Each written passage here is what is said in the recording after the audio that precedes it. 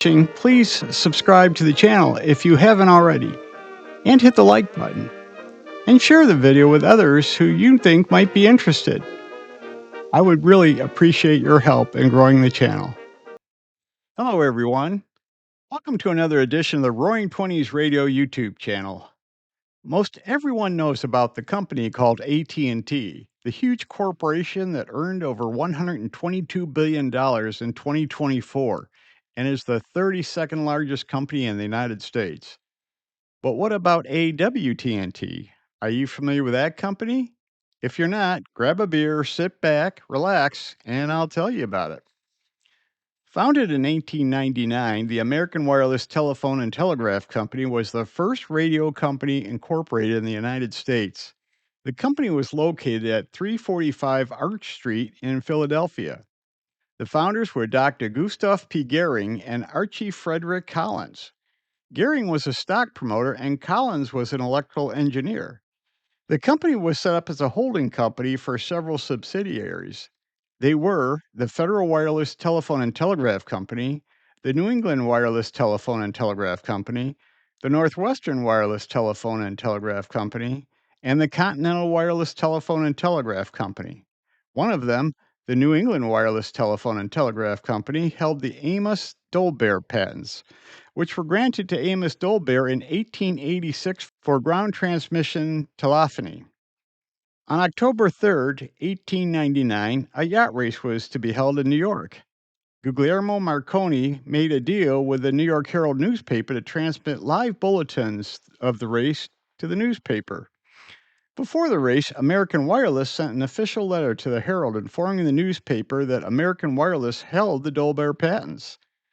American Wireless claimed the patents gave them all rights to wireless telegraphy and telephone in the United States, and objected to Marconi's use of wireless in the race. They further stated that they would not interfere in the one-time use of Marconi's wireless during the yacht race. Shortly after the yacht race, American Wireless's subsidiary, the New England Wireless Telephone and Telegraph Company, filed suit against Marconi for violating their Dolbear patents. The U.S. Circuit Court dismissed the lawsuit in March of 1901. The pairing of Gehring and Collins didn't last long, and after a falling out, Collins left the company in early 1900. Archie Collins would later gain fame for his writing. You may have heard of his book, The Radio Amateur's Handbook, which was published in 1922 with the author going by the name A.F. Collins. Collins' book would stay in publication for 61 years, with many revisions along the way. Getting back to our story, with Collins gone, Gehring brought in another electrical engineer named Harry Shoemaker. Shoemaker had earned many patents with his work on improving radio transmission and reception. In late 1900, American Wireless sent the first successful wireless transmission across the Delaware River to Philadelphia from Camden, New Jersey. In August of 1901, American Wireless Telephone and Telegraph set up a wireless station in Galilee, New Jersey. On the 15th of that same month, the company reported that beginning at roughly 5 o'clock p.m. and continuing until 7 o'clock p.m., American Wireless's transmitter at the Galilee station transmitted voice communication back and forth with a Nantucket Shoals lightship.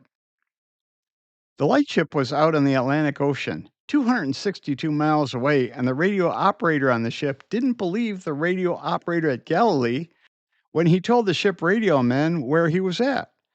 The ship radio man thought someone was playing a gag on him, and he became agitated. He finally cut off communications with the radio man at the Galilee station. It would be the longest continuous wireless communication in history at the time, if it were true. But was it? The story may have been made up by American Wireless Telephone and Telegraph to pump up its stock price and to get the Associated Press and the New York Herald to use the company's services.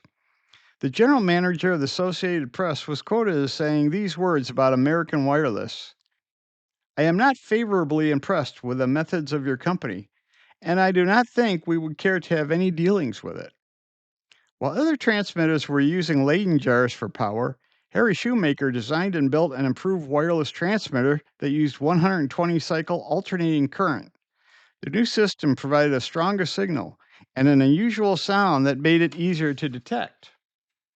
In 1902, Dr. Goering merged most of the subsidiaries of the American Wireless Telephone and Telegraph Company under a new name, Consolidated Wireless Telephone and Telegraph Company.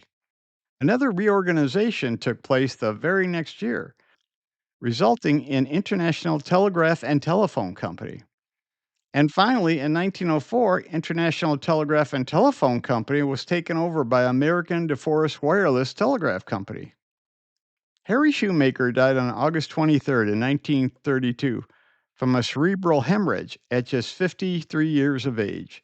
He held over 40 U.S. patents in the field of radio. He left behind a wife and 2 children.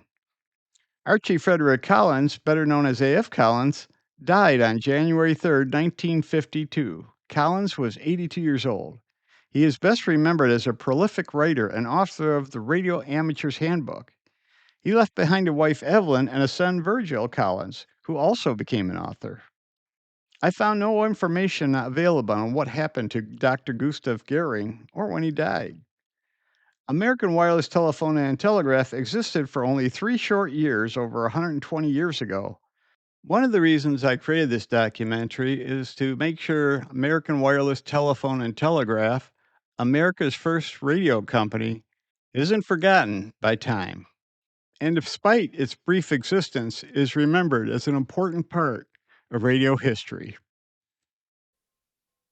Hello, everybody. I hope you enjoyed this latest documentary here on the Roaring Twenties Radio YouTube channel. I look forward to seeing you all again here, and until then, take care of yourself. Bye-bye.